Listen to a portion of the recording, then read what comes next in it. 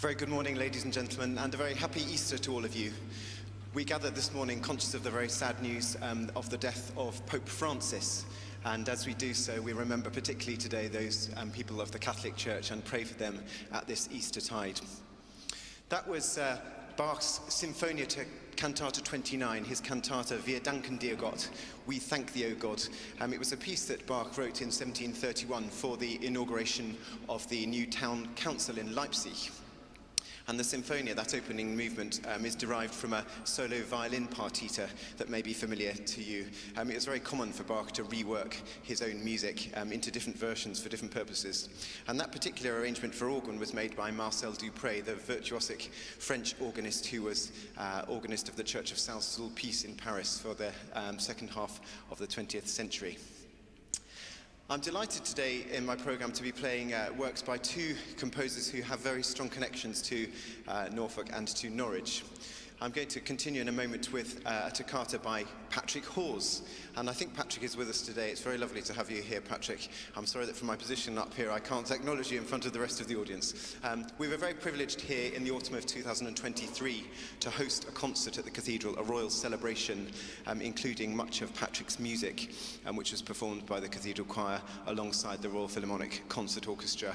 In that particular performance, we sang his choral work, The Song of Songs, and also the orchestra performed his famous Highgrove Suite.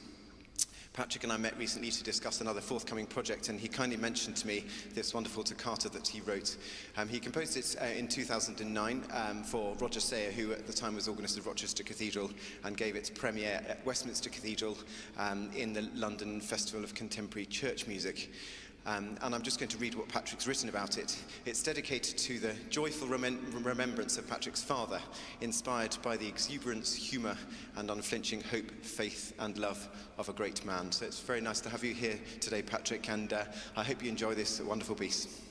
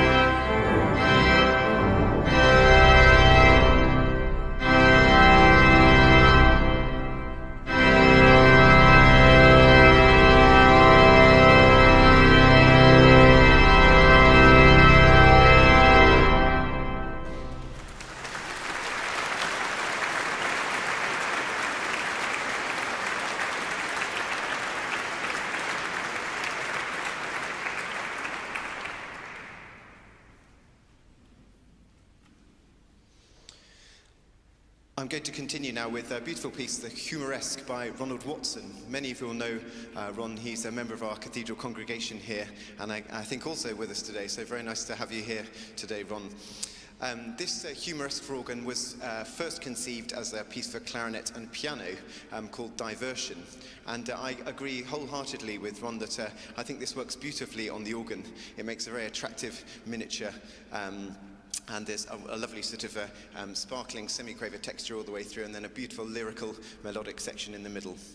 It says in the inside cover of this piece that a competent player should have no difficulty managing this, so I'll do my best.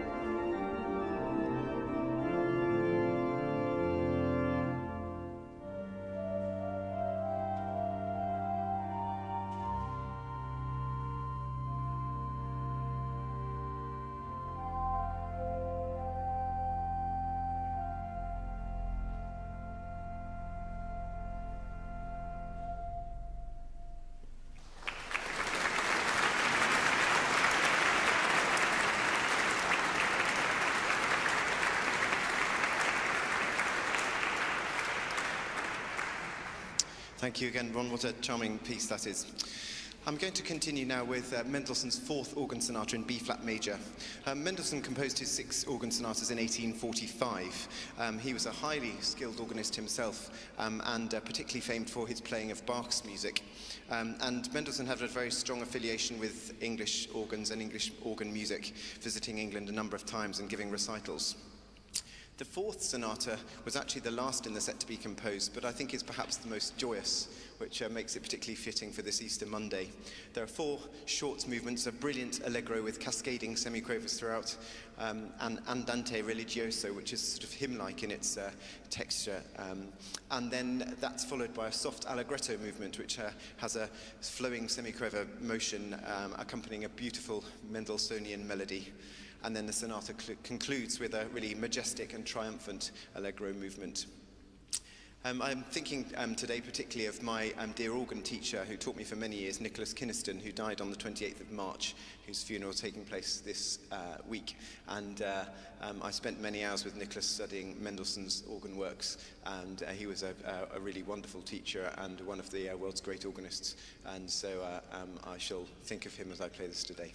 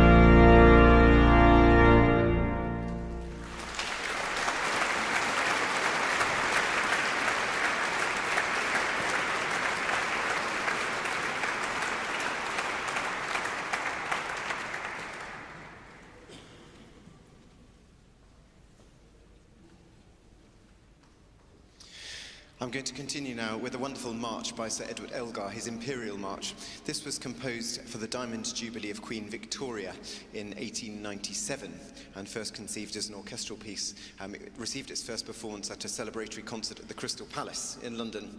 But this transcription for organ solo was made by George Clement Martin, who was organist of St Paul's Cathedral from 1888 until 1916. So this is Elgar's Imperial March.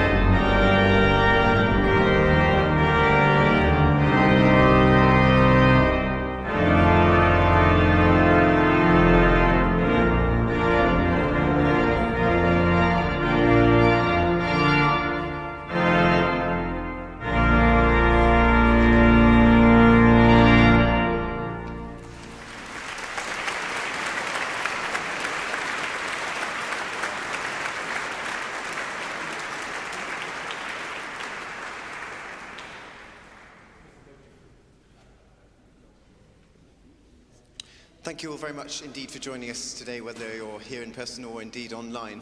I do hope that you'll manage to pick up today one of our new cards, which gives details of our forthcoming organ recitals over the course of the rest of the year.